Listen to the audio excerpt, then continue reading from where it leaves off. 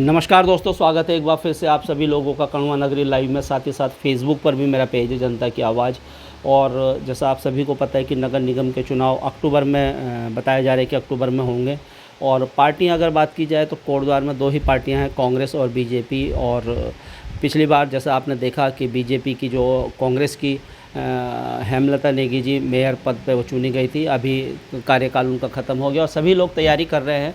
कांग्रेस से भी कई नाम उभर कर आ रहे हैं, वहीं बीजेपी से भी बहुत सारे नाम उभर के आ रहे हैं।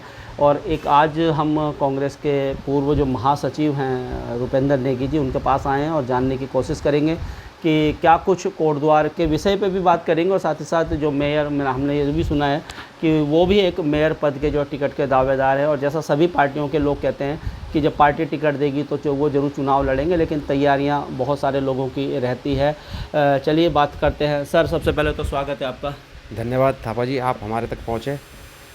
सबसे पहले तो सर थोड़ा सा अपने बारे में हमारे दर्शकों को बताइए।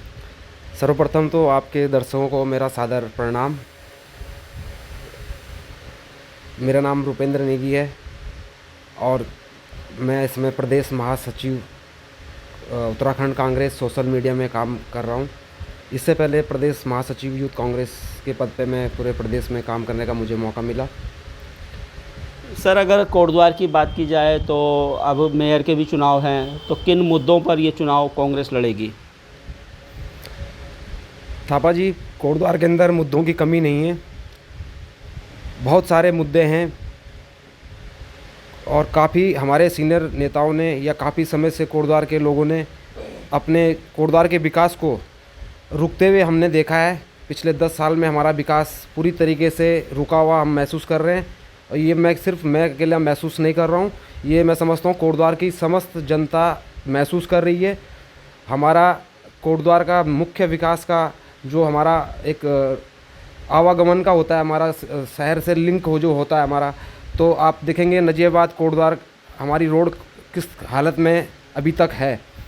आप देखेंगे हमारा चिल्लरखाल सिगड्डी मोटर मार्ग है, वो हमारा बहुत बड़ा मुद्दा है। और आदरणीय सुरेंद्र सिंह नेगी जी के टाइम पे 6-7 हज़ार का वो प्रोजेक्ट था, 2-3 करोड़ की DPR तैयार हो चुकी थी। कहीं ना कहीं ये उम्मीद जगी थी कि काम होगा और हम डायरेक्ट हरिद्वार से कोटद्वार को जोड़ पाएंगे। साथ ही पूर्व सरकार में हमारे जो पूर्व नेता थे मतलब उनके द्वारा कोटद्वार के लिए बड़े स्तर पे सोचा गया। टाइगर सफारी के लिए उन्होंने शुरुआत की, कण्वाश्रम के डेवलपमेंट के लिए उन्होंने DPR तक तैयार करवाई, सुरक्षा वाल झील के लिए वाल प्रोटेक्शन बनवाई। काफ़ी काम यहाँ पे हुए और हमें लगा कि हमारा कोटद्वार विकास की ओर चल रहा है। लेकिन आज हमें महसूस हो रहा है कि वर्तमान में जो सरकार है, पिछले 10 साल से यहाँ पे जो जनप्रतिनिधि काम कर रहे हैं और ऊपर से कोटद्वार के अंदर जो नगर निगम हमको थोप दिया गया है, कहीं ना कहीं इससे भी हमारे काम को गति नहीं मिल पाई है। तो विकास हमारा रुक गया है। मेडिकल कॉलेज हमको कोटद्वार में चाहिए, या मेडिकल के क्षेत्र में हमको एक बड़ी सुविधा यहाँ पे चाहिए। हरिद्वार एम्स हम लोगों को जाना पड़ता है, दिल्ली देहरादून हमारे लोगों को जाना पड़ता है। हमने गरीबों के साथ रात रात जाके देखा है, हॉस्पिटल देहरादून के चक्कर काटे हैं। हमने वो टाइम भी देखा है कांग्रेस के टाइम पे कि हमने बड़े बड़े फोर्टेज और पुष्पांजलि गाजियाबाद, आपके जॉली ग्रांट, जितने भी आपके इंद्रेश मैक्स, सबके हमने यहाँ पे शिविर लगाए। हमने जनता को राहत पहुँचाई, लोगों के हमने चेकअप से लेके जांच से लेके और गरीबों तक मतलब पूरा इलाज के लिए हम लोग कार्यकर्ता दौड़ते थे। वो चीज़ आज कोटद्वार में नज़र नहीं आती है। और कोटद्वार में विकास की तो हम बात कर ही रहे हैं, विकास यहाँ पे हो नहीं रहा है। खनन हुआ है, लूट हुई है, भ्रष्टाचार ख़त्म करने के नाम पे ये लोग आए थे सत्ता में। आज भ्रष्टाचार मुझे नहीं लगता थापा जी कि कहीं पे ख़त्म हुआ हो या कम हुआ हो। हाँ, थोड़ा ऑनलाइन होने से थोड़ा सा दिखता कम है कि भ्रष्टाचार नहीं हो रहा है, लेन देन नहीं हो रहा है। मेरे हिसाब से आज हर ऑफिस में भ्रष्टाचार हो रहा है, हर ऑफिस में चक्कर लोगों को काटने पड़ रहे हैं। आज शासन प्रशासन जो हमारे नेता हैं, उनका एक कमांड अधिकारियों के ऊपर नहीं है, एक रुतबा उनका नहीं है, एक रॉब उनका नहीं है। आदरणीय नेगी जी की बात करूं तो उनके समय पे नेगी जी के नाम से काम होता था। नेगी जी का फ़ोन आ गया है तो मतलब काम होना चाहिए। आज ऐसा देखने को नहीं मिलता है। तो आप बोल रहे लाल चिल्लर खाल मार्ग, आपका जो मार्ग है या जो पुल है वो क्षतिग्रस्त है, पिछले 1 सवा साल हो गए, इस पे क्या कहेंगे? थापा जी, पुल भी उसी में आ गया। खनन जब हुआ तो पुल गिरना स्वाभाविक था। और मैंने तो 13 तारीख 14 तारीख में पुल गिरा था, एक दिन पहले मैंने वीडियो बना के और व्हाट्सएप ग्रुप में लोगों को पहुंचाई। हाँ, मैं थोड़ा समय के अभाव में उसको पोस्ट नहीं कर पाया और शासन प्रशासन तक हो सकता है मेरी बात नहीं पहुंच पाई। वो पिल्लर एक नासमझी की वजह से गिरा है। हर साल हमारी सरकार होती थी तो हम हर साल उसको जागरूक लोगों को साथ लेके, वन विभाग के साथ में अधिकारियों के साथ मिलके उसको एक लेवल करते थे। और उसमें जो मलबा जमा होता था नदी में, उसको हम बरसात से पहले जो है उसको फैलाया जाता था। लेकिन पिछले 10 सालों में ऐसे लोगों की सरकार बैठे हैं, ऐसे अंधभक्त सरकार में बैठे हैं कि उन्होंने वहाँ पे उसको लेवल करने के लिए ठेकेदार तो मुहैया करा दिया, आदमी तो खड़ा कर दिया कि भाई हाँ वो आदमी फलाना खड़ा है और जेसीबी वहाँ पे भेज दो, विभाग ने परमिशन दे दी है और उसको फैलाने का काम करो। लेकिन उस आदमी ने फैलाने की जगह सीधा मैं तो ये कहूँगा कि ट्रॉलियों में उस आरबीएम को भर के वो बाहर भेज दिया गया। लेकिन कहा तो ये जाता है खनन में दोनों पार्टियां शामिल है, कांग्रेस और बीजेपी दोनों ही के लोग शामिल है खनन में। तो देखिए थापा जी, डायरेक्ट तौर पे तो कोई पार्टी का सिंबल लेके इस पे खड़ा होता नहीं है। इनडायरेक्टली लोगों के संबंध आपस में होते हैं, लोग मिलजुल के काम करते हैं। ये पूरे भारत में, पूरे मैं समझूंगा कि समझता हूँ कि हमारे पूरे उत्तराखंड में सभी जगह ये मोनोपोली चलती है और समाज में ये चीज़ें चलती आ रही हैं। तो और किन मुद्दों को लेकर, जैसे आपने लालडांग चिल्लरखाल मार्ग कहा है और साथ ही साथ आपने ये जो पुल के बारे में भी कहा है, और क्या मुद्दे रहेंगे इस मेयर के चुनाव में जिनको लेकर कांग्रेस जनता के बीच में जाएगी? देखिए थापा जी, मेयर का क्षेत्र काफ़ी बड़ा भी है, विधायक के जब बराबर उसका क्षेत्र होता है और वो अपने आप में एक मेन पावर है, उनके पास बजट का अधिकार है। वो अपने हिसाब से क्षेत्र में विकास के काम को आगे बढ़ा सकते हैं। हम अपने क्षेत्र को एक सुंदर शहर के रूप में इसको स्थापित कर सकते हैं। हम सुंदरता के लिए काम कर सकते हैं। हम जो बेसिकली जितना भी बजट हमारे पास आता है और जिन मदों में भी हमारे पास पैसा आता है, चाहे बात सड़कों की करेंगे, हम नहरों के रखरखाव के लिए भी काम करेंगे, या सिविल लाइन की बात हो, निर्माण कार्य, जितने भी निर्माण कार्य हों जो नगर निगम के अंतर्गत आते हैं, तो सबसे पहला फोकस ये होना चाहिए कि हम अपने शहर में सामाजिक तौर पे भी लोगों को जागरूक कर, रैलियां कर, मीटिंगें कर, एक तरफ से जागरूकता का परिचय दें और लोगों को जागरूक बनाएं। और साथ ही साथ जागरूकता के साथ साथ हम अपने क्षेत्र के सुंदरता के लिए काम करें, अपने क्षेत्र को और विकसित करने के लिए काम करें। जहाँ पे हमारे पार्कों की कमी है, हम पार्कों को डेवलप करें। जहाँ पे हमारी गंदगी हमको नज़र आती है शहर के अंदर, तो आज से ही हम उसको सौंदर्यकरण की ओर ध्यान दें। और सबसे मेनली हमारा जो शासन प्रशासन हो नगर निगम के अंदर, वो एक बहुत सुरक्षित और बहुत ताकतवर होना चाहिए और उस पर एक नियंत्रण होना चाहिए। अच्छा, कांग्रेस कहती है कि नगर निगम की आवश्यकता नहीं थी, थोप दिया गया, फिर कांग्रेस ही नगर निगम का चुनाव लड़ते हैं, मेयर का चुनाव लड़ते हैं, पार्षद का चुनाव लड़ते हैं।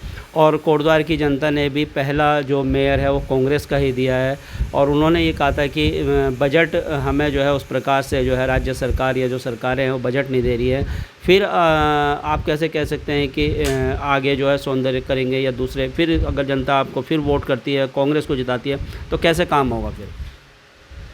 थापा जी, पहले तो नगर निगम की ज़रूरत अभी हमको थी नहीं, लेकिन वर्तमान सरकार में पिछली सरकार में जो काम हुए, तो कहीं ना कहीं जो जानकारी लोगों को है या नहीं है, तो कोटद्वार को आदरणीय नेगी जी जो थे सी श्रेणी के शहर में इसको ले आए थे। सी श्रेणी का जो नक्शा बोलते हैं उसमें इसको लेके आए थे। तो उस कैटेगरी में आने के बाद यहाँ की रोडें, जो हमारी एक पगडंडी जैसी रोडें होती थी, 8-10 फीट की रोडें होती थी, वो रोडों को हमको चौड़ीकरण हॉट मिक्स करने का एक प्रावधान मिल गया, एक हमको अधिकार मिल गया, जिसके अंतर्गत हमें बजट आगे से आसानी से मुहैया होता है। तो जब हमारा पूरा शहर, जहाँ 4 इंच की पाइपलाइन थी, तो कम से कम 80,000 किलोमीटर पाइपलाइन कांग्रेस के राज में पूरे कोटद्वार भावर में स्थापित की गई। जगह जगह जहाँ 4 इंच की ज़रूरत थी, वहाँ हमने 4 इंच की जगह 6 इंच पाइपलाइन मुहैया कराई। और आज आप देखेंगे कि जितने भी डेवलपमेंट हो रहे हैं, कॉलोनियाँ बन रही हैं, वो कांग्रेस की देन है, क्योंकि हमने वहाँ पानी पहुँचाया है, हमने वहाँ ट्यूबवेल स्थापित करवाए हैं और कहीं ना कहीं सड़कें हमने वहाँ तक पहुँचाई हैं। तो नगर निगम की उस समय हमको ज़रूरत नहीं थी, क्योंकि विकास तो हमारा हो रहा था।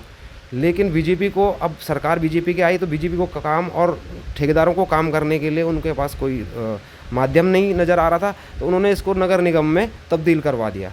तब्दील करवाने के बाद उनको अपने हिसाब से बजट में वो अगर उनका प्रत्याशी आता है तो वो हेर फेर कर सकते हैं, बजट दे सकते हैं, नहीं दे सकते हैं, ये मोनोपोली चलती आई है। जहाँ तक कांग्रेस बीजेपी की बात है तो कांग्रेस हमेशा से ही विकास के पक्ष में रहती है, विकास के लिए काम करती है, जागरूकता के लिए काम करती है। हमारे जितने भी पूर्व नेता हुए हैं, हमारे जितने बड़े नेता हुए हैं, सब ने आंदोलन किए हैं, सब ने यात्राएं की हैं और हम उन्हीं चीज़ों से प्रेरणा लेते हैं और हम भी आगे ये सब चीज़ें करते रहेंगे। तो कांग्रेस जो है वो नगर निगम के पक्ष में नहीं थी, जनता पे अभी टैक्स थोपने के पक्ष में नहीं थी, क्योंकि हमारा बहुत सारा क्षेत्र ग्रामीण एरिया में आज भी है। सी श्रेणी में आने के बाद भी हमारा सड़कों से विकास हुआ है, पानी का विकास हुआ है, लेकिन शिक्षा का विकास हुआ है, लेकिन अभी भी हमारे जो अभी शासन प्रशासन है और जो शिक्षा का स्तर है, जो सामाजिक हमारा एक माहौल है, उसको हमें और परिवर्तित करने की ज़रूरत है। अच्छा, कल जो गढ़वाल सांसद हैं अनिल बलूनी जी यहाँ पर थे, वो 15 अगस्त का अवसर था, स्वतंत्रता दिवस का। मालन पुल पे भी वो गए थे, अधिकारियों से बात की है और अगले अप्रैल तक कहते हैं कि इस पुल का उद्घाटन हो जाएगा। वो पूरा वीडियो भी चल रहा है और साथ ही साथ जो आपका सेंट्रल स्कूल है, केंद्रीय विद्यालय है, उसके लिए भी भूमि मिल गई है। तो आप काम तो कर रही है बीजेपी? देखिए थापा जी, जिस भूमि की आप बात कर रहे हैं केंद्रीय विद्यालय के लिए, वो भूमि कांग्रेस के टाइम पे दान की गई है और हमारे आदरणीय दया प्रधान जी ने उदयरामपुर भीम सिंहपुर वालों ने वो ज़मीन दान की है। आज भाजपा के लोग उस ज़मीन पे चाहे तो झंडा गाड़ लें, चाहे वो बिल्डिंग बना लें, चाहे वो वहाँ कुछ भी कर लें। पिछले 10 साल में वो हमारी मुहैया कराई हुई ज़मीनों पे भी वो पिछले 10 साल में कोई निर्माण कार्य, एक फाउंडेशन, एक पिलर तक नहीं लगा पाए हैं, तो बड़ी शर्म की बात है। और ये जो केंद्रीय विद्यालय का मुद्दा है, मैं आपको याद दिला दूं, क्षेत्र के लोगों को भी बता दूं कि ये मुद्दा आदरणीय खंडूड़ी जी के समय से चल रहा है। जब वो यहाँ पे सीएम हुआ करते थे, तब से केंद्रीय विद्यालय की मांग हो रही है। तो जनता को कहीं ना कहीं बेवकूफ़ बनाया जा रहा है, छला जा रहा है और 10 साल के बाद ये चीज़ें एक हो रही हैं तो अच्छी बात है, मैं स्वागत करूँगा। होनी चाहिए थी और बहुत पहले हो जानी चाहिए थी। साथ ही आपने बात की पुल की, लगातार मैं देखता आया हूँ, लगातार सरकार की जो कार्यशैली है, जो विधायक की कार्यशैली है, जो इनके शासन प्रशासन की कार्यशैली है, चाहे वो हमारे एसडीएम महोदय की कार्यशैली हो, चाहे वो डीएम साहब की कार्यशैली हो, अभी तक वो पुल अगर आपको ये रिपेयर करना था, आपको ये हाइड्रोलिक मशीनों से उठा के शिफ्ट करके आपको ये डेंट पेंट करना था, तो ये 6 महीने से पहले ये काम हो सकता था। 3 महीने का ये काम था। आप एक मशीन की जगह 4 मशीन यूज क्यों नहीं कर सकते हैं? या आपको इतना टाइम क्यों लग रहा है? कलकत्ता से, बेंगलोर से मशीनें सामान मंगाने में आपको इतना टाइम क्यों लग रहा है? आपकी सेंटर में डबल इंजन की सरकार है, आपके सेंटर के केंद्रीय सचिव हैं आपके पास, आप केंद्रीय सचिवालय से संपर्क करें, लेकिन कार्य क्षमता नहीं है और इनके अंदर वो जज्बा नहीं है। ये हिंदूवाद के नाम पे राजनीति में आए हैं, ये आपके धनबल की राजनीति और चंदाखोरी के नाम से ये लोग आए हैं। तो ये विकास नहीं कर सकते, इनके पास इतनी बड़ी सोच नहीं है। अगर सोच है भी तो इनकी कार्य क्षमता नहीं है, इनको इतना अनुभव नहीं है। चलिए, जाते जाते आखिरी सवाल ये करूँगा कि जिस प्रकार से आपकी पार्टी में कई लोगों के नाम उभर कर आ रहे हैं कि जो मेयर का जब चुनाव है उसके लिए टिकट की दावेदारी, और हमने ये भी सुना है कि आप भी कहीं ना कहीं टिकट की दावेदारी कर रही हैं, तो इतने बड़े नामों में क्या आपको टिकट मिलने की संभावना है? और अगर टिकट मिलता है आपको, तो आप क्या कोटद्वार वासियों को क्या मैसेज देते हैं? धन्यवाद थापा जी, आप हम तक पहुँचे और आज आपने हमें अपनी बात रखने का मौका दिया।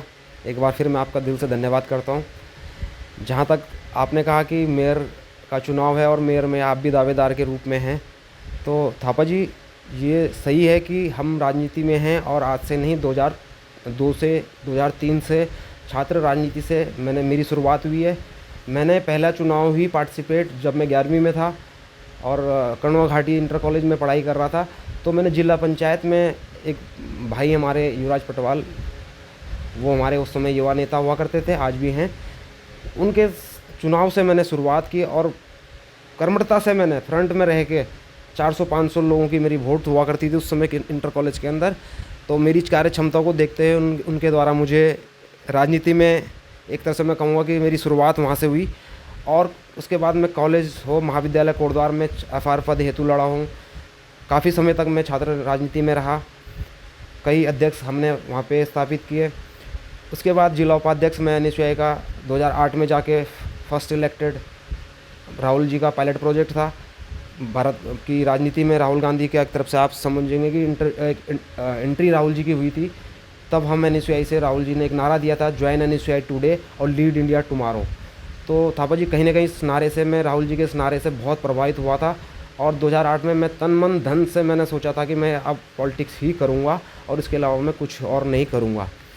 तो करते करते जिला उपाध्यक्ष रहा। उसके बाद फिर एक बार पंचायत में 24 साल की एज में मैं BDC का चुनाव भी कलाल घाटी लछमपुर क्षेत्र से मैं लड़ा और मात्र मैं 2 वोट से BDC में रह गया।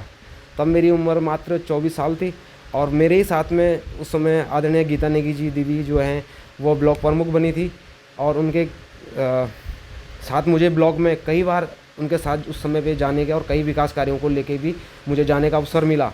तो दर परत सीखते गए। BDC प्रधान की राजनीति की, पंचायत की राजनीति की, फिर ज़िले में NSUI की छात्रों की राजनीति की, कई कॉलेजों पे अपना अध्यक्षों का अपना चुनाव जिताने का काम हो। फिर इलेक्शन कमीशन दिल्ली से हाईकमान ने हमारी कार्य क्षमता को देखा, उन्हें लगा कि इसके अंदर पोटेंशियल है, ये बाहर भी काम कर सकता है। तो उन्होंने मुझे दिल्ली, मध्य प्रदेश, राजस्थान, छत्तीसगढ़, गुजरात, कई स्टेट राज्यों में मुझे काम करने का अवसर दिया। मैंने एक जिला निर्वाचन अधिकारी से शुरुआत की थी और मैं प्रदेश चुनाव अधिकारी तक मैंने अपनी सेवाएं वहाँ पे दी। लगभग 2008 से 12 तक मैं प्रदेश चुनाव अधिकारी ऑल इंडिया में रहा। दिल्ली में लगातार 2 साल मैंने NSUI का चुनाव अधिकारी तौर पे काम किया। तो काफ़ी सारी चीज़ें हैं, जगह जगह का अनुभव है। राजनीतिक तौर पे दौरे करने हों, दूसरे राज्यों में चुनाव कराने हों, चुनाव प्रक्रिया को नज़दीक से देखना हो, गांव के डेवलपमेंट की बात करने हो, तो हमने जो पंचायत चुनाव लड़े, हमने लोगों के, हमारे क्षेत्र में जनजाति के लोग रहते हैं, गरीब ट्राइबल लोग रहते हैं, तो हमने बचपन से उनके लिए काम किया, उनके जाति प्रमाण पत्रों के लिए काम किया, उनके स्थायी निवासों के लिए काम किया। हमने लोगों को यहाँ से जौली ग्रांट और हॉस्पिटल कोटद्वार तक भी रात रात को हमने मदद में हम लोगों के खड़े रहे। तो इसी वजह से, इसी जज्बे की वजह से हमें 24 साल में एक अच्छा जन समर्थन मिला, जो कि 24 साल कुछ बहुत ज़्यादा नहीं होती है, लेकिन मेरे हिसाब से ठीक थी कि 24 साल में मैंने ये पार्टिसिपेट किया और मैंने बहुत अच्छा रिजल्ट, मैं समझता हूँ 2 वोट से मैं हारा, तो कोई मैं हार उसको मानता नहीं हूँ। और आगे चलकर फिर मैं प्रदेश महासचिव यूथ कांग्रेस, विधानसभा में महासचिव रहा, यूथ कांग्रेस इलेक्टेड रहा मैं, लगातार हमने अध्यक्ष भी बनाए। फिर संगठन की राजनीति को लेकर मैं फिर एक बार और दिल्ली में भी कई बार मैंने रुख किया और पूरे राष्ट्रीय स्तर पे भी हमारे संगठन के जो दोस्त हैं आज MLA हैं, विधायक हैं, मेयर हैं, तो बड़ी खुशी होती है कि चलो हमारे इतने सारे साथी तो विधायक, MLA और मंत्री हैं। अभी आपने देखा होगा मैं राष्ट्रीय सम्मेलन में छत्तीसगढ़ में था, तो मैंने लगभग अभी मेरा चौथा 5वां सम्मेलन था कांग्रेस का, राष्ट्रीय अधिवेशन राष्ट्रीय लेवल पे मैंने अटेंड कर चुका हूँ। चौथा 5वां सम्मेलन मेरा ये था। हालांकि फर्स्ट जयपुर में स्टार्ट किया था मैंने, तो उसमें मैं जयपुर में ही चुनाव अधिकारी था और उस पूरे कार्यक्रम की रूपरेखा देखना, उसमें क्या ज़रूरतें पड़ रही हैं, क्या कमियां आ रही हैं, वो सारी चीज़ें हम ही लोग करते थे। तो राहुल जी का मीडिया इंचार्ज रहने का मौका मिला। लखनऊ में रविंद्रालय में ऑडिटोरियम प्रोग्राम था NSUI को लेके, वहाँ पे मैं राहुल जी का मीडिया इंचार्ज रहा। लगभग 25 से 30 लोगों को मैंने पास दिया। अखिलेश प्रताप जी के साथ मेरी इस बात को लेके थोड़ा झिरा भी हो गई कि आप तो सबको भगा दोगे, तो मुझे आदेश थे कि आपको 25 से 30 लोग ही अंदर भेजने हैं। लिस्ट मेरे को 150 लोगों की दी गई थी।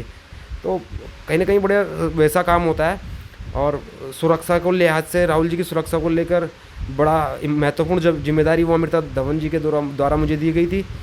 उस समय अमृता धवन जी हमारी राष्ट्रीय महासचिव हुआ करती थी, आज वो दिल्ली महिला कांग्रेस की प्रदेश अध्यक्ष हैं। रागिनी नायक जी आज हमारी डिबेट में आती हैं। रागिनी नायक जी का और अमृता जी का जो डूसू के बाहर जो इलेक्शन था डेलीगेट से स्टार्टिंग उनकी हुई थी NSUI में, तो मैं उसमें चुनाव अधिकारी था। मेरे सामने वो दोनों लोग इलेक्शन लड़े और मुझे उन दोनों लोगों के साथ भी काम करने का मौका मिला। तो कहीं ना कहीं बहुत सारे अनुभव हैं थापा जी। तो एक उम्मीद रहती है कि इतने सारे साथी लोग हमारे पार्टिसिपेट कर राजनीति में आगे बढ़ें। तो कहीं ना कहीं मेरे जो साथी हैं, मेरे समर्थक हैं, मेरे साथ जो स्कूल कॉलेज से मुझे देखते आए हैं, राजनीति में देखते आ रहे हैं, कहीं ना कहीं उन लोगों की उम्मीदें हैं कि एक कहीं ना कहीं रुपेंद्र को आगे आना चाहिए। हमारे सीनियर नेताओं ने भी कई बार इस बात को मुझे कहा कि भाई आपको फ्रंट में आना चाहिए, आपको फ्रंट में खेलना चाहिए। तो मुझे लगता है समय के अनुसार, समय से पहले कुछ होता नहीं है और हमें जब तक हमारा मेहनत का लेवल 100% नहीं होता या 99% नहीं होता है, तब तक हम सफलता तक नहीं पहुंच पाते हैं। तो कहीं ना कहीं मैं उस मेहनत को जारी रखे हुआ हूँ। अभी आपने देखा होगा मैं केदारनाथ, हरिद्वार से केदारनाथ के लिए हम लोग पैदल यात्रा करके आए हैं। कहीं ना कहीं हमने अपने सारे लोगों को एक यात्रा के माध्यम से एकजुट करने का प्रयास किया है, तो उसका फ़ायदा भविष्य में हम लोगों को होगा। और दावेदार की बात है तो दावेदार हम यहाँ पे अगर जनता को लगेगा, हमारे समर्थकों को, हमारे नेताओं को लगेगा कि रुपेंद्र के अंदर कैलिबर है, पार्टी हाईकमान को लगेगा कि हाँ रुपेंद्र हमारा एक अच्छा नेता हो सकता है, तो मैं कभी पीछे नहीं हटूँगा। और मैं जिस मजबूती के साथ काम करते आया हूँ, जितनी मेहनत से जनता के बीच में रहना मुझे अच्छा लगता है। और मैं घूमता रहता हूँ, हर गाँव में घूमता हूँ। हल्ला ज़्यादा हम नहीं मचाते हैं, लेकिन हम हर जगह अवेलेबल रहते हैं। चाहे कोटद्वार हॉस्पिटल की बात हो, चाहे आपको लाल पानी में जाने की बात हो, चाहे आपको सिगड्डी के अंदर बात हो, चाहे वन गुज्जरों के पास जाने की बात हो, चाहे बक्सर जनजाति के बीच जाना हो, चाहे SC/ST OBC के भाइयों के पास जाना हो, मैं लगातार मौका नहीं छोड़ता हूँ। और कभी भी कोई डेथ मेरे संपर्क और मेरे आसपास होती है तो मैं कभी अवॉइड नहीं करता हूँ। मैं बचपन से मैं लकड़ी देने जाता हूँ, बचपन से मैं लोगों के सुख दुख में खड़ा होता आया हूँ। तो दोस्तों ये थे रुपेंद्र नेगी जी। और जिस प्रकार से मेयर पद के कई दावेदार हैं, अगर बात की जाए भारतीय जनता पार्टी से तो वहाँ भी बहुत सारे दावेदार हैं मेयर पद के। वहीं कांग्रेस की बात की जाए तो कांग्रेस से भी बहुत सारे दावेदार हैं। चलिए सर, शुभकामनाएं हैं आपको। और दोस्तों नगर निगम के चुनाव में पूरी हमारी चर्चा रहेगी और ग्राउंड जीरो से भी मैं लोगों के बीच जाकर प्रयास करूंगा जानने का कि वो इस चुनाव में किन मुद्दों को लेकर वोट करेंगी। अगर कोटद्वार के जितने भी 40 वार्ड के जनता है, लोग हैं, अगर वो चाहते हैं कि वो हमें हमारे चैनल के माध्यम से अपनी समस्याओं को दिखाना चाहते हैं तो आप लोग मुझे कांटेक्ट कर सकते हैं। साथ ही साथ जो पार्षद पद के जो चुनाव लड़ना चाह रहे हैं उनसे भी हम चाहते हैं कि उनका भी साक्षात्कार हम करें और जनता के बीच में लाएं कि उनका विज़न क्या है, वो किस विज़न को लेकर जनता के बीच में आएंगे। जैसे रुपेंद्र नेगी जी ने कहा है कि उनका एक बहुत लंबा चौड़ा अनुभव है कांग्रेस में और किस प्रकार से लोगों के जो सुख दुख में वो जाते हैं, तो ये बातें शायद बहुत सारे लोगों को नहीं पता थी, आज वो जान गए होंगे। ऐसे ही पार्षद पद के जितने उम्मीदवार हैं वो चाहते हैं कि अगर हमारे चैनल के माध्यम से अपनी बात रखने का तो वो रख सकते हैं। मेयर पद के जितने प्रत्याशी हैं वो चाहते हैं हमारे चैनल के माध्यम से बात रखने का तो वो बिल्कुल हमें कांटेक्ट कर सकते हैं। अपना व्हाट्सएप नंबर, मैं मोबाइल नंबर इसमें मेंशन कर दूंगा। और साथ ही साथ आम लोग भी अगर चाहते हैं कि वो अपनी बातों को रखना चाहते हैं तो वो भी अपनी बातों को रख सकते हैं। इस मेयर चुनाव में, नगर निगम के चुनाव में पूरी अपडेट लगातार जारी रहेगी। तब तक के लिए दोस्तों धन्यवाद। जय हिंद, जय भारत, जय उत्तराखंड।